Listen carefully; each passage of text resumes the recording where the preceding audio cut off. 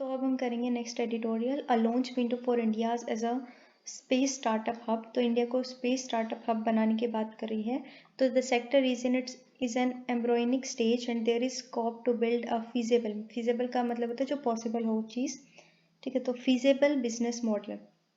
तो जो space sectors है ये अपना एम्ब्रॉयनिक स्टेज में है, मतलब अभी अच्छी तरह से डेवलप नहीं हुआ है और इसको और ज़्यादा डेवलप कर सकते हैं, पॉसिबल है। So the great space race of the 20th century was kicked off by the Soviet Union's launch of Sputnik in 1957। तो स्पेस रेस कब शुरू हुई थी? जब 1957 में सोवियत यूनियन, जो उस टाइम पे यूएसएसआर था, उसने स्पुतनिक को लॉन्च किया था, स्पुतनिक मिसाइल को लॉन्च किया था। तो वो टाइम था कोल्ड वॉर का। देखो, वर्ल्ड वॉर सेकेंड जब खत्म होता है 1945 में, उसके बाद कोल्ड वॉर शुरू हो जाता है। कोल्ड वॉर क्या था?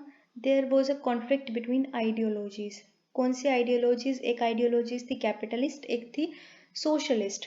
जो यूएसए था वो कैपिटलिस्ट आइडियोलॉजी को सपोर्ट करता था और जो यूएसएसआर है वो सोवियत आइडियोलॉजी को मतलब जो सोशलिस्ट आइडियोलॉजी को सपोर्ट करता था। और दोनों ही साइड चाहती थी कि ज़्यादा से ज़्यादा कंट्रीज उनकी आइडियोलॉजी को फॉलो करें। दोनों के बीच में एक टाइप का कंपटीशन था। दोनों ही अपने आप को एक ग्रेट पावर बनाना चाहती थी और अपनी हेजेमनी एस्टेब्लिश करना चाहती थी। लास्ट में क्या हुआ? 1990 में यूएसएसआर कोलैप्स हो गया और जो फ्रांसिस फुकुयामा है उन्होंने अपनी किताब में लिखा that it was the end of history. और यहाँ पे जो कैपिटलिस्ट क्लास है वो विक्टोरियस बन के उभरी। और क्योंकि सोवियत यूनियन कोलैप्स हो गया था तो सोशलिस्ट आइडियोलॉजीज नहीं जीत पाई और उसके बाद शुरू हो गई अमेरिका की हेजेमनी। तो ये एक समरी थी कि कोल्ड वॉर में क्या हुआ। So it was a competition between the world's great powers, a test of their ideologies, which proved to be synecdoche of the entire Cold War between the capitalist US and socialist Soviet Union। ये मैंने आपको explain कर दिया। The space race is on again, but this time private players are on the power field to take the next leap for mankind and democratize space usage to build commercial value। तो अब दोबारा से space race चालू हो गई है, लेकिन इस टाइम पे जो स्पेस रेस में है वो है प्राइवेट सेक्टर्स। वो प्राइवेट सेक्टर्स कमर्शियल लेवल पे अपना जो भी टेक्नोलॉजीज है वो बिल्ड कर रहे हैं, ठीक है। और स्पेस यूज को डेमोक्रेटाइज करने की कोशिश कर रहे हैं कि मतलब हर कोई स्पेस में जा सकता है, वो ऐसी चीज़ें डेवलप कर रहे हैं। फॉर एग्जांपल जो टेस्ला कंपनी है, ठीक है, स्पेस एक्स उनका जो है स्पेस एक्स कंपनी, वो भी ये सब कर रही है।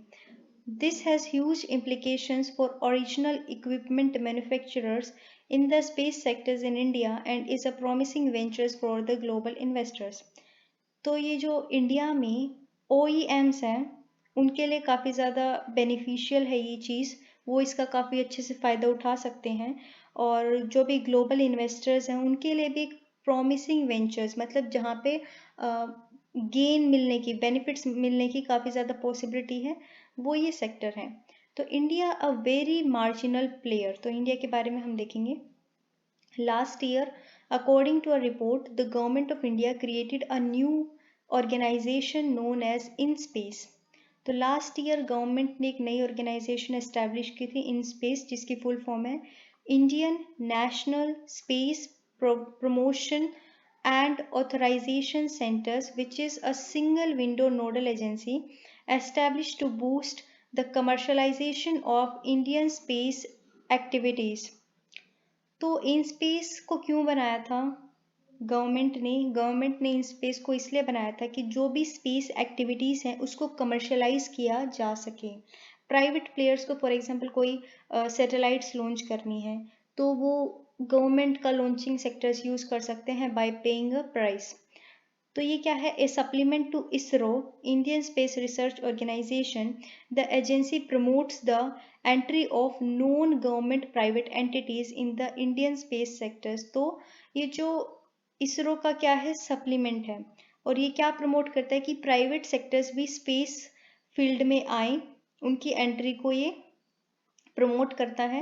The agency will also facilitate a Swift onboarding of private players in the sectors through encouraging policies in a friendly regulatory environment and by creating synergies through already existing necessary facilities, the report says. तो ये agency का काम क्या होगा कि private sectors को ये बुलाएंगी और ऐसी पॉलिसीज बनाने की हेल्प करेंगी जिससे काफ़ी फ्रेंडली एनवायरनमेंट हो जाए और काफ़ी स्विफ्टली आराम से प्राइवेट सेक्टर्स भी स्पेस फील्ड में आ सके और दोनों गवर्नमेंट और प्राइवेट सेक्टर सिनर्जी में, ठीक है, कोऑपरेशन के साथ यहाँ पे काम कर सकें. Today, the space economy is $440 billion global sectors, with India having less than 2% share in the sectors. तो India one of the major economy है, फिर भी स्पेस सेक्टर की अगर हम बात करें तो पूरे ग्लोबल सेक्टर्स में इंडिया का जो शेयर है वो 2% से भी कम है. This is despite the fact that India is a leading space faring country with end to end capabilities to make satellites, develop, augment launch vehicles and deploy interplanetary missions. अब देखो ये तब है जब इंडिया के पास इतनी कैपेबिलिटी है कि वो अपनी सैटेलाइट्स खुद बना सकती हैं, अपने लॉन्च व्हीकल जो हैं जहाँ पे रख के, देखो ये जो है ये लॉन्च व्हीकल है, ये वाला जो यहाँ पे रख के सैटेलाइट छोड़ी जाती है, तो अपने लॉन्च व्हीकल्स डेवलप करता है, दूसरी कंट्रीज की सैटेलाइट्स छोड़ता है, ठीक है.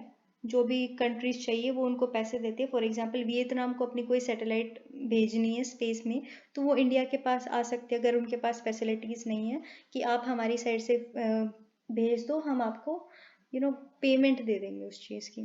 तो इंडिया के पास इतनी कैपेबिलिटीज़ है, फिर भी जो इंडिया का शेयर है वो 2% से भी कम है. While total early stage investments in space technologies in financial year 21 were $68 billion, India was on the fourth place with the investment in about 110 firms totaling not more than $2 billion.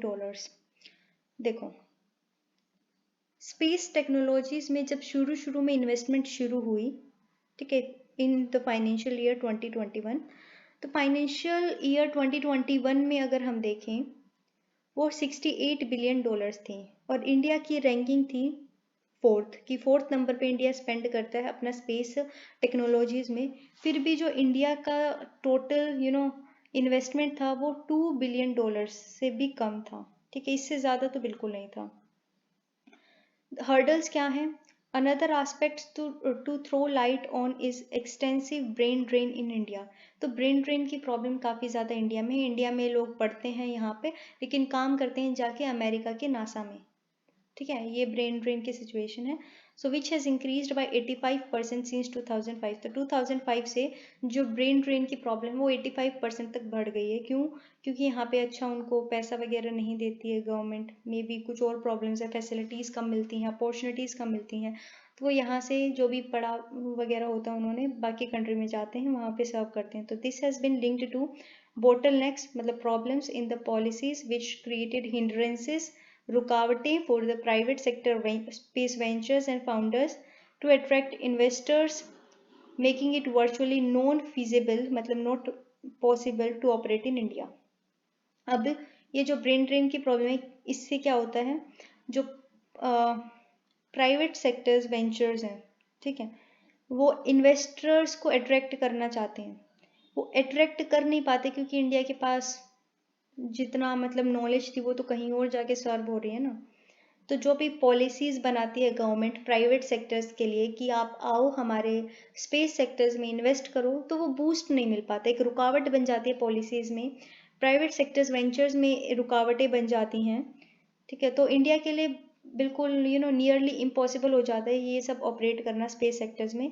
Currently a report on leading news portal says the reason for lack of independent private participation in the space includes the absence of a framework to provide transparency and clarity in laws.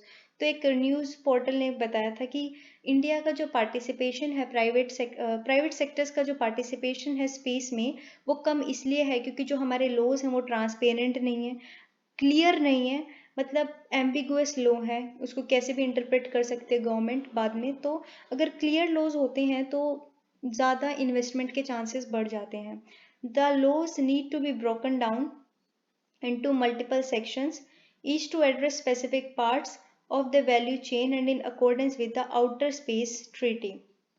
देखो अब ज़रूरत क्या है कि ये जो laws हैं इनको अच्छे से तोड़ मरोड़ के दिखाओ, एक एक सेक्शंस को अच्छे से डिफाइन करो, ठीक है, और किसके अकॉर्डिंग करना है हमें, आउटर स्पेस ट्रीटी के अकॉर्डिंग, जो जो प्रोविजंस इसके अंदर लिखे हैं या फिर और the United nation resolution, the treaty on principles governing the activities of states in explorations and use of outer space including the moon and the other celestial bodies। तो हम जो भी इंटरनेशनल ट्रीटीज हुई हैं स्पेस से related उनके according अपने laws बना सकते हैं, उनको और ज़्यादा क्लियर और डिफाइन बना सकते हैं ताकि प्राइवेट सेक्टर ज़्यादा से ज़्यादा उसके अंदर आए।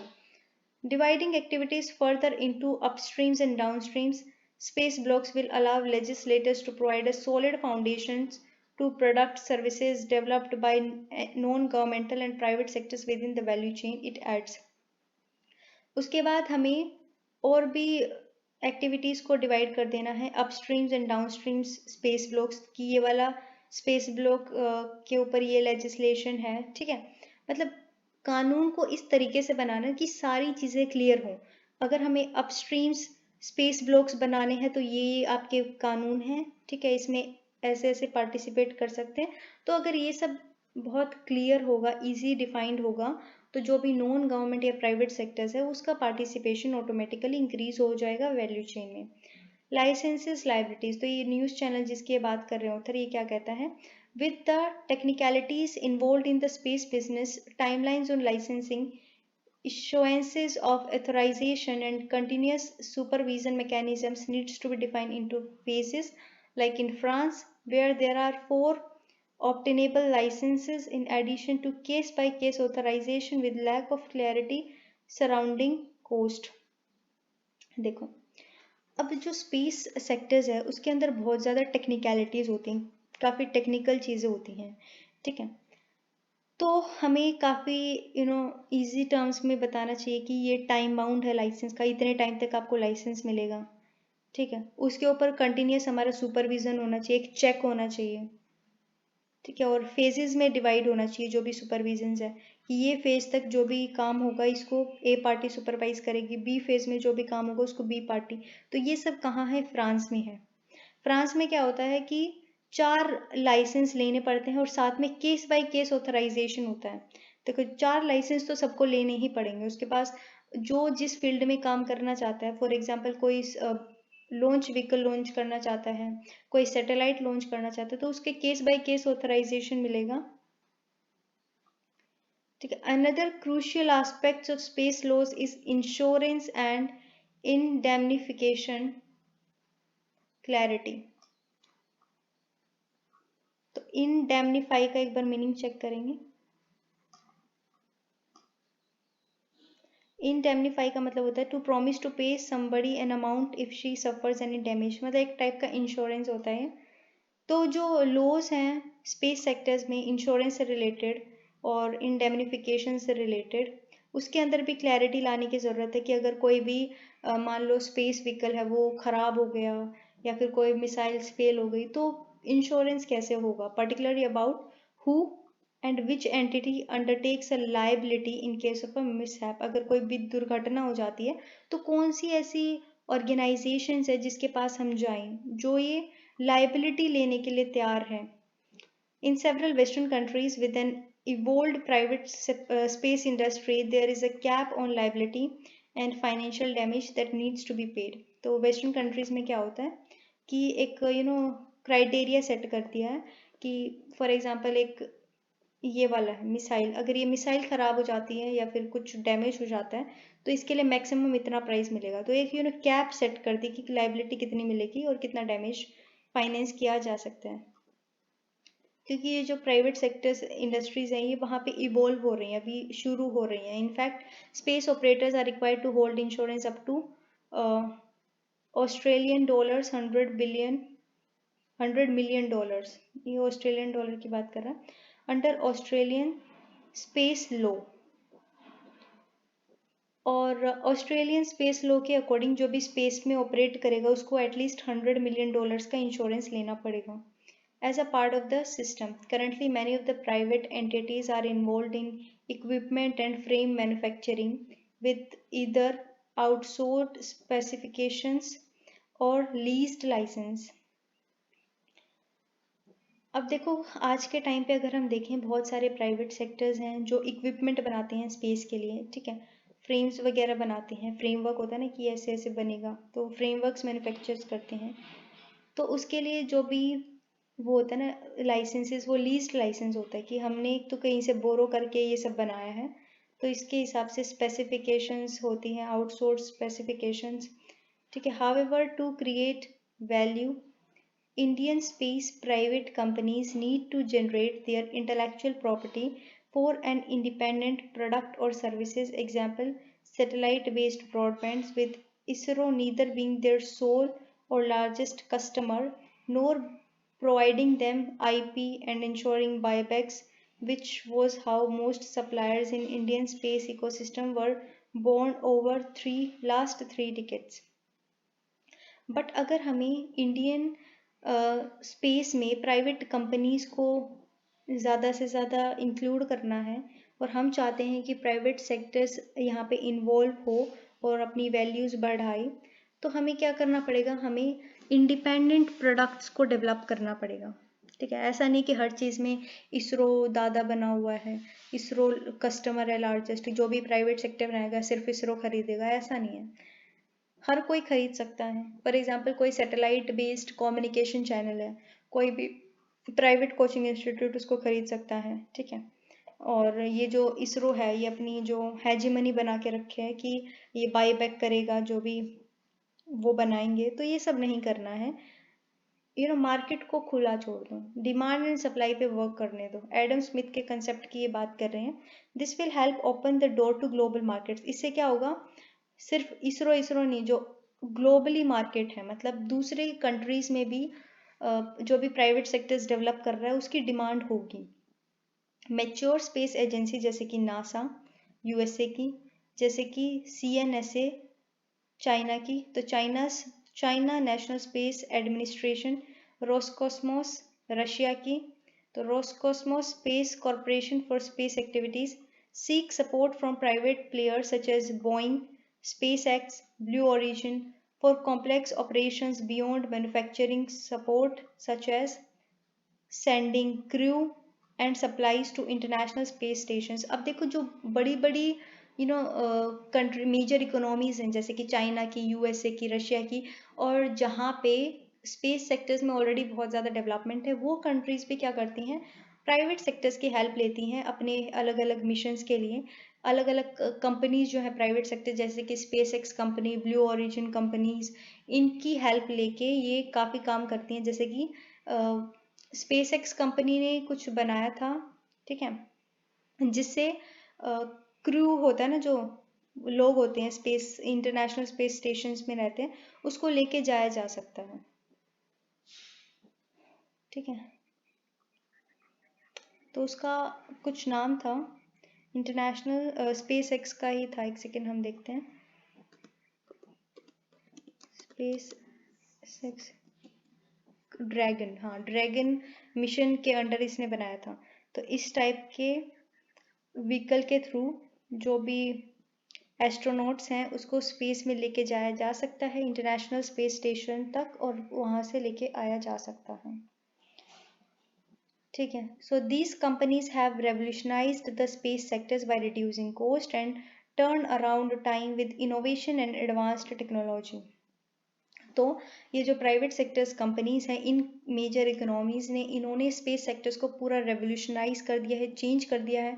कॉस्ट बहुत कम हो गई है। जो टीएटी होता है, टर्न अराउंड टाइम, मतलब पूरा जो टाइम लगता है कोई भी प्रोसेस करने में, वो भी कम हो गया है। इनोवेशंस इन्होंने इंक्रीज कर दी हैं और टेक्नोलॉजीज को काफ़ी एडवांस लेवल पे इन्होंने यूज़ किया है।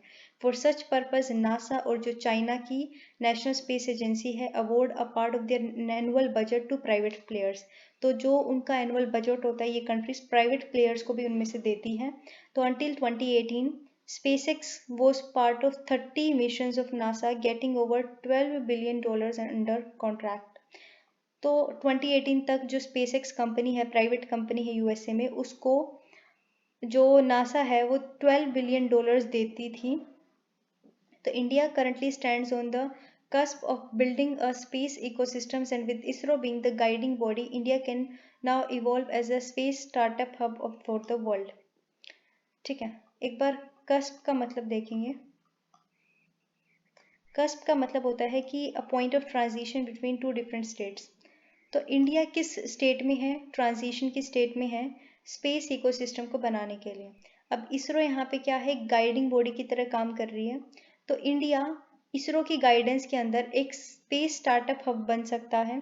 The sector is in its embryonic stage, अभी मतलब शुरुआत स्टेज में है, अभी अच्छे से डेवलप नहीं हो पाया है। Where the possibilities are limitless with the scope to build a feasible business model. तो ये जो सेक्टर है स्पेस सेक्टर्स, ये अभी अपनी शुरुआती स्टेज में है और यहाँ पे बहुत ज़्यादा पॉसिबिलिटीज़ हैं कि इंडिया एक पॉसिबल, फिजिबल होता है पॉसिबल, जो बिल्कुल आसानी से किया जा सकता है, तो एक पॉसिबल बिजनेस मॉडल एस्टैब्लिश कर सकता है। Already 350 plus startup such as Agnikul, Cosmos, Skyroot technologies, Dhruva space, Pixxel has established firm ground for homegrown technologies with a practical unit of economies। तो ऑलरेडी हमारे पास 350 से ज़्यादा स्टार्टअप्स हैं, जैसे कि अग्निकूल, स्काई रूट, जिन्होंने अपना बेस तो एस्टेब्लिश कर लिया है, जिससे जो होम ग्रोन टेक्नोलॉजीज, मतलब इंडिया में ही टेक्नोलॉजीज को डेवलप किया जा सकता है। However, to continue the growth engine, investors needs to look up the sectors as the next new age boom, and ISRO needs to turn into an enabler from being a supporter। तो लेकिन अगर हमें इस sector को और ज़्यादा grow करना है, तो इसरो को अपना जो रोल है वो एज अ इनेबलर करना पड़ेगा rather than as a supporters, और उनको पूरा मौका देना पड़ेगा प्राइवेट सेक्टर्स को, वो अपने हिसाब से ग्रो कर सकें। ठीक है। To ensure that sky is not the limit, investors' confidence needs to be pumped up, and for the same, clear laws needs to be defined। तो अगर हम चाहते हैं कि जो इन्वेस्टर्स हैं बहुत ज़्यादा इसमें इन्वेस्ट करें, स्टार्टअप्स इंक्रीज हों, इंडिया एक स्टार्टअप हब बने, तो हमें इन्वेस्टर्स के कॉन्फिडेंस को बढ़ाना है। और इन्वेस्टर्स का कॉन्फिडेंस कब बढ़ सकता है, जब हम क्लियर लॉज बनाएं स्पेस से रिलेटेड,